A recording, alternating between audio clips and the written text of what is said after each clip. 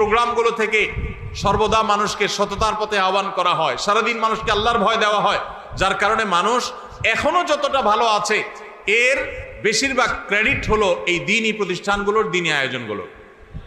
আপনারা কেউ কোনোদিন শুনেন নাই যে কোনো মসজিদের ওয়াজ শুনে, কোনো মাহফিলে কোনো হুজুরের ওয়াজ শুনে কেউ চুরি হয়ে শুরু করে দিছে, ডাকাতি শুরু করে দিছে, মাদক আসক্ত হয়ে গেছে? শুনছেন কোনোদিন? বরং উল্টাটা শুনবেন, বহু চোর, বহু ডাকাত, বহু খারাপ মানুষ এখান থেকে ভালো হয়েছে। তো এই মাদ্রাসাগুলো যদি বেঁচে থাকে আমাদের দেশ বেঁচে থাকবে, আমরা ভালো থাকবো, আমাদের জেনারেশন ভালো থাকবে। আর যদি মাদ্রাসাগুলো শেষ হয়ে যায়, দুর্বল হয়ে যায়, তাহলে আমরা ধ্বংস হয়ে যাব।